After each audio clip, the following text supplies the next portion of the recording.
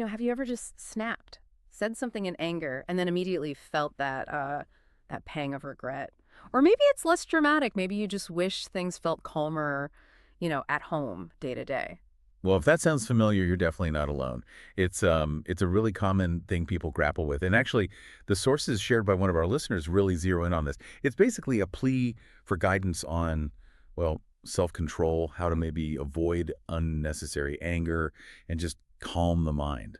And these things, they don't just stay personal, do they? They often spill over into our work lives too.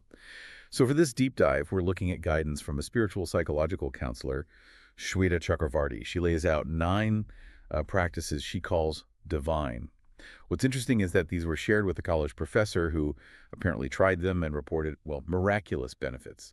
Pretty strong claim. It is a strong claim, and the source itself kind of frames this whole search for inner peace as particularly relevant now. It mentions this era we're in, calling it Kali Yuga. Kali Yuga. Right. Yeah, which, for anyone unfamiliar, is traditionally seen in some spiritual contexts as an age with, more challenges, more discord, materialism, mental static, that kind of thing.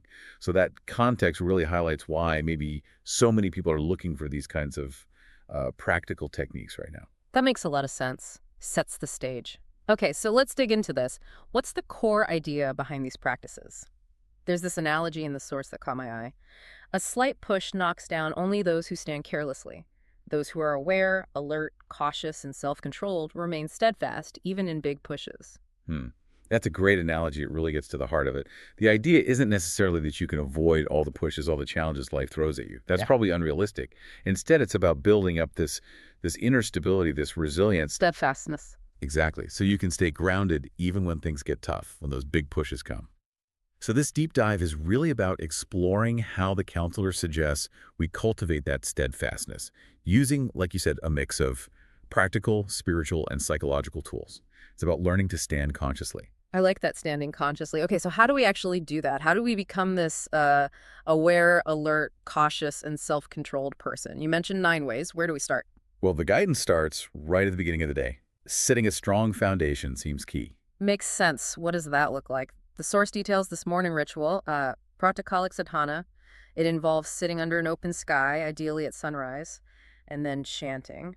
Specifically, the Gayatri mantra 108 times. 108, yeah, significant number. And then the Mahamrityunjay mantra 24 times. Right, both very powerful ancient mantras. The Gayatri often linked with invoking light and wisdom, and Mahamrityunjay with healing and protection. Okay, so mantra chanting first. Then what? After the chanting, there's a physical part. 5 minutes of Anilam Vilam. That's the alternate nostril breathing, right? That's the one. And the source connects this directly to balancing your prana shakti. Prana, life force. Exactly, your vital life force energy. So the idea here is you're intentionally aligning your body's energy right from the get-go. You're kind of setting your internal thermostat before the day's weather, so to speak, really hits you, creating a stable baseline. A stable baseline, I like that. Okay, so you've centered the body, the breath. What about the mind? The source mentions moving into sort of mental programming next. Yeah, it talks about positive self-talk, sakaramak atmasamvad, and also something called an energized water practice, ujjavanjal prayog. Let's start with the self-talk. It says, when you wake up, look in the mirror and actually say out loud, I am God's unique creation. I am calm, disciplined, and powerful.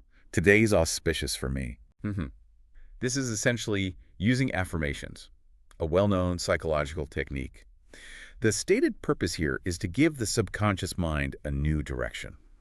You're consciously feeding it positive instructions right at the start of the day. You're trying to shape your mindset before anything else can. Precisely. It raises that interesting question, doesn't it? How much can we actually shape our inner state, our reactions, just by these intentional affirmations, especially when we target the subconscious like this? Yeah, fascinating. And then the energized water, how does that work? It says you take a glass of water, look at it lovingly, interesting word choice there, and then you chant over it. 5 Gayatri mantras and 3 Mahamrityunjay mantras.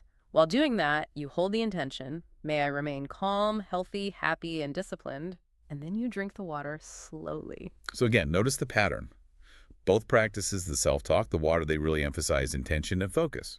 It's about taking something routine, like looking in the mirror or drinking water, and deliberately infusing it with meaning, with a specific aim for your own self-regulation. Conscious programming.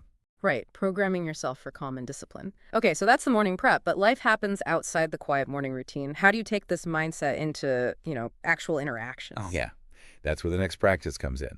The source calls it Vyavahar Main Mantra Shakti Kaparyog, basically, using mantra power in your daily dealings. Okay, how? The instruction is before you meet someone, before making a phone call, starting a conversation, even just entering a meeting, mentally chant the Gayatri mantra 5 times. hmm The benefit promised here is gaining positive energy and, crucially, self-control before the interaction even starts.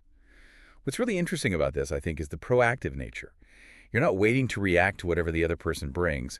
You're consciously centering yourself first. Creating like a little mental buffer zone. Exactly, a buffer. It prevents you from just being immediately triggered by external things. You're going in prepared, centered. That sounds incredibly useful, especially for potentially difficult conversations. But let's be real. Sometimes, despite all the prep, anger just flares up. What does the guidance say about that? When the moment hits. Yes, the inevitable emergency moments. The source has a plan for that too, called Gusa An Par Apatkalan Pratikriya, the emergency response to anger. An emergency brake. Okay, what is it? Well, the first suggestion is, if possible, just temporarily leave the situation, remove yourself. But if you can't leave, say you're in a meeting or a conversation you can't just walk out of. Yeah, and the advice is to take 3 deep breaths right then and there. Yeah. Just pause and breathe. Simple, but probably effective. Is there Yeah. anything else? Yes, there's also a water technique here too. If you can, sip water slowly while mentally chanting the Gayatri mantra. These are all about creating an interruption, a circuit breaker. Right. They give you that crucial pause between the trigger and your usual, maybe uncontrolled reaction. It's designed to quickly help you regain control over your mind and, importantly, your tongue. Stop the automatic escalation. That pause is everything, isn't it? Okay, so we've got morning routines, in-the-moment strategies. What about winding down? How does the guidance suggest ending the day? The evening practices, Ratriklan of Yes. There are 3 main components here designed to bring the day to a peaceful close. Okay, lay them on us. First, before sleep. Read 2 pages of a good spiritual or inspirational book. Simple enough. Yes, feeding the mind something positive and calming before rest. Then there's this concept introduced, one day or you'll one life. What's that about? It's a mental framework. You're encouraged to view each day as a complete life cycle, birth in the morning, life during the day, and a form of death at night when you sleep. Okay. Why? What's the benefit of thinking like that? The source suggests it teaches stability and, really importantly, forgiveness, letting go of the day's events, the grudges, the mistakes. It also encourages self-introspection. It's a powerful way to reframe things, essentially helping you release the day's baggage so you can start fresh tomorrow without carrying yesterday's negativity. Psychological housekeeping, if you will. Letting go daily. I can see how that would build peace over time. What's the next evening practice? It's called the night review practice. Here, you recall the events of the day. You make a mental note or resolve to improve on any mistakes you made. Accountability. But just as importantly, it says to give yourself praise for the good things you did. Yeah, that balance is key, isn't it? It's not just about focusing on the negative or where you went wrong. It emphasizes acknowledging your positive actions, too. This promotes a much healthier, more balanced self-assessment rather than just beating yourself up, which could be counterproductive. True. Avoids that negative spiral. Yeah. Okay, and the final step before sleep, the night mantra meditation. This involves dedicating all your actions of the day to God, or a higher power, whatever resonates, then chanting 3 Gayatri mantras and 1 Mahamriti and Jai mantra, and then sleep. This seems like a final release. Dedicating actions can be a way of letting go of attachment to outcomes. The mantras help clear any remaining mental chatter or residual energy from the day. It's about cultivating peace and a sense of surrender right before you drift off, aiming for more restorative rest. Okay, so those 9 practices cover morning, during the day, emergencies, and evening. Pretty comprehensive. Is that everything? Not quite. Beyond those structured daily practices, the counselor offers a few more ongoing suggestions aimed at deeper, more sustained change. Atirik Sujhav, additional suggestions. All right, what are they? 1 is keeping an anger diary. Like journaling specifically about anger. Exactly. Write down when you got angry, what the situation was, how you behaved, and this is the crucial part, how you could have handled it better if you'd been more aware, more self-aware. That's a classic self-awareness tool. Mm. It forces you to move from just reacting unconsciously to actually reflecting consciously on your patterns. You start to see your triggers, your habitual responses. It's turning those difficult moments into concrete learning opportunities. Very powerful for insight. Makes sense. What else? Practice silence or less speaking, maybe one full day of silence a week if that's feasible, or just a general effort to speak less often. hmm This tackles the outlet. Anger often comes out through speech, right? Mm. Uncontrolled words. So by practicing silence or just more conscious speech, you're directly cultivating control over that common channel for anger. It builds discipline and inner quiet. Control the tongue, control the anger. You're okay. Any final suggestions? Yes, broader lifestyle changes, making yoga, meditation, self-study, swathiya, and service, seva, integral parts of your life, not just occasional things, but foundational elements. And these are really presented as the deeper work. The daily practices manage the symptoms and build awareness. But these lifestyle elements are suggested to change the mind, the patterns, at a much more fundamental level. It's moving beyond just coping mechanisms towards a genuine root-level transformation of your inner landscape, aiming for that lasting peace. Okay, so weaving it all together. If someone actually commits to these practices, what's the expected outcome according to the source? What's the promise here? Well, the source makes a pretty bold claim, as you noted earlier. Mm. It suggests that consistent, regular application of all these practices for about 6 months That's okay. should lead not just to controlling anger, but to a broader sense of balance and happiness across all areas of life. Refined behavior, better relationships, and ultimately a profound, lasting inner peace. It's framed as a holistic transformation. A complete life transformation, really. Wow. Well, And it all seems to tie back to that final resolution the counselor proposes. right? That powerful affirmation. I am a part of God. I will become my best version. I will continuously strive to make myself better throughout life. That's quite a commitment, quite a vision.